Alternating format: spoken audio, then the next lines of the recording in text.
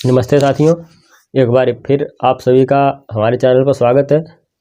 हम लोग देख रहे थे जो हिंदी भाषा है वो उसका विकास देख रहे थे और उसके बारे में जाना हमने इससे पहले वाली क्लास में।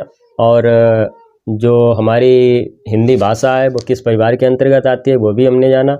विश्व में भाषाएं कितनी बोली जाती हैं वो भी हमने देखा।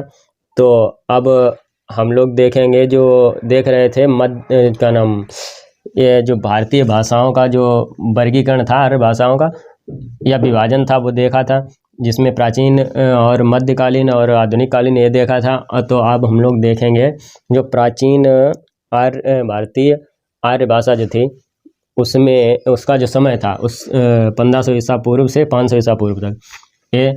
और इसके अंतर्गत जो भाषाएं थीं वैदिक संस्कृत व लौकिक संस्कृत। अब इनका समय देखेंगे वो कब से कब तक रहा, वैदिक संस्कृत व लौकिक संस्कृत का।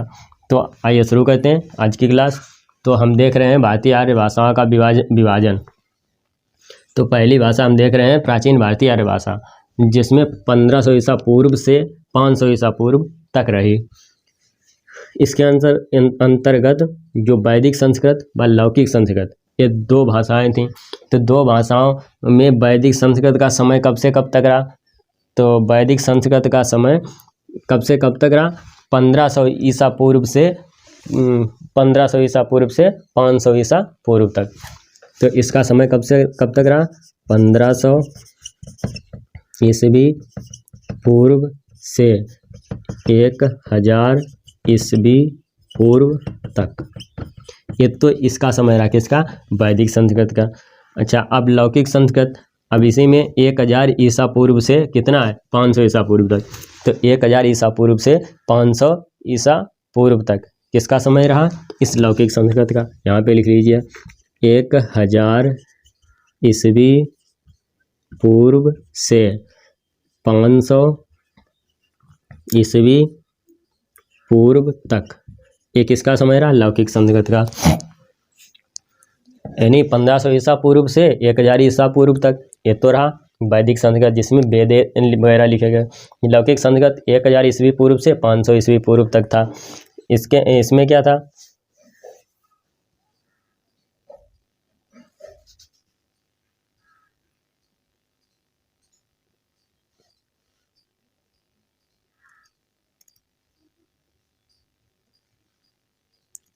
ये हमने देखा, इसका समय देखा। अब क्या देखेंगे हम, ये तो हमने प्राचीन भारतीय आर्य भाषा के अंतर्गत जो भाषा थी उसका देखा। अब हम लोग देखेंगे मध्यकालीन जो हमारी भाषा थी, कौन सी थी, मध्यकालीन आर्य भाषा।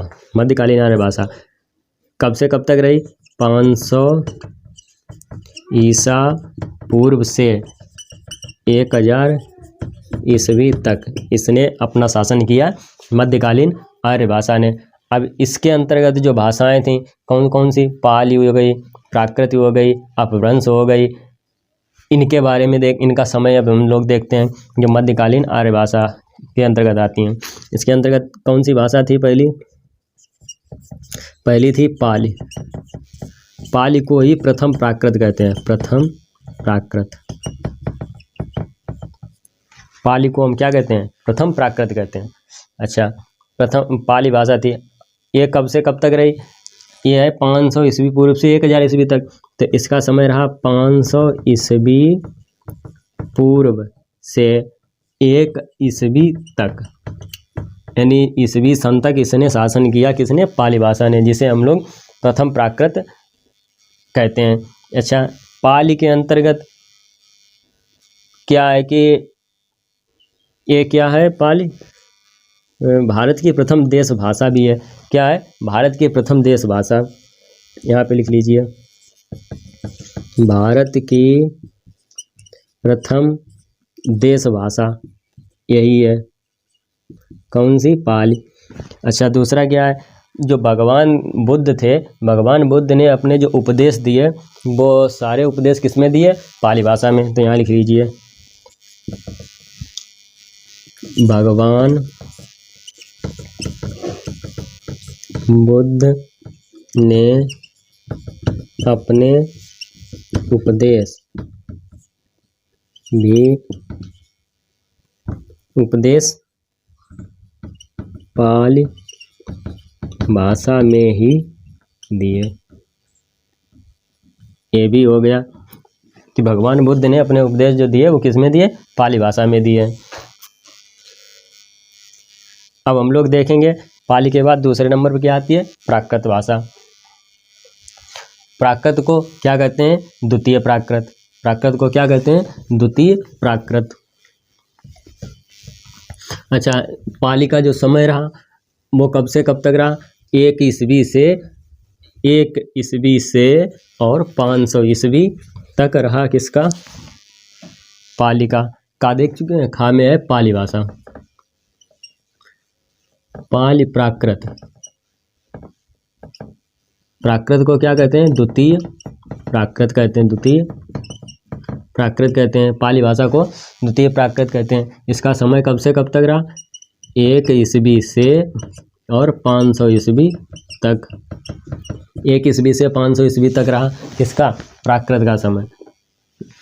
और प्राकृत को ही द्वितीय प्राकृत कहते हैं। प्राकृत को ही द्वितीय प्राकृत कहते हैं।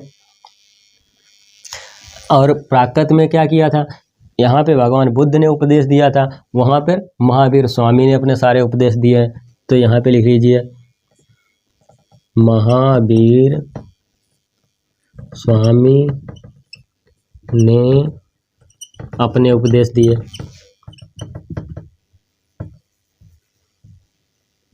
अपने उपदेश दिए इसमें प्राकृत भाषा में। तो ये ध्यान रखना, यानी महावीर स्वामी के जो सभी उपदेश हैं वो किसमें है? प्राकृत भाषा में। समय 1 से 500 ईस्वी तक। इसको क्या कहते हैं? द्वितीय प्राकृत भी कहते हैं। अब हम लोग देखेंगे खा कौन सी है? पाली प्राकृत अपभ्रंश। कौन सी है? अपभ्रंश। अपभ्रंश भाषा कौन सी है? अपभ्रंश भाषा। अच्छा, अपभ्रंश जो है, अब ये तो हो गई प्रथम प्राकृत, ये हो गई द्वितीय प्राकृत। अब इसको क्या कहेंगे? तृतीय प्राकृत। तृतीय प्राकृत। अच्छा, अपभ्रंश जो है, अपभ्रंश में ही एक और भाषा बट गई थी, अभाट।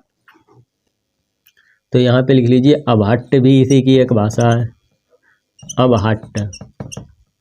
अब अभाट को भी क्या कहेंगे? तृतीय प्राकृत भी कहेंगे, क्योंकि इसी का ही एक शाखा साथ ही चली थी।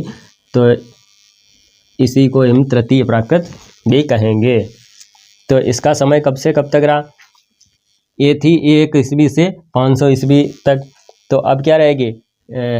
ये रही थी हमारी 500 ईस्वी से और कब तक? 1000 ईस्वी तक रही। लेकिन इसी के साथ एक क्या हुआ कि ये भी भाषा जो थी वो 900 ईस्वी से इसने मात्र बहुत कम शासन किया। अपना शासन ही नहीं किया, जबकि साथ चली थी। तो इसी 900 ईस्वी से 1000 ईस्वी तक ये भाषा रही। इसमें क्या है? ये तो भाषा जो थी, क्योंकि इस भाषा में जो थे बहुत सी किताबें या विद्वान लोग रचनाएं करने लगे थे। इसी के अंतर्गत युद्ध लड़े जाने लगे। तो इसे क्या कहेंगे? संक्रमणकालीन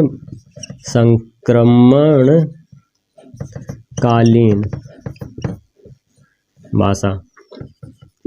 ये भी हो गई संक्रमणकालीन। यानी तरह तरह की रचनाएं होने लगी थी, इसमें मिक्सिंग रचनाएं होने लगी थी। तो इसीलिए इसे संक्रमणकालीन रचना कहा गया। तो संक्रमणकालीन हो गई।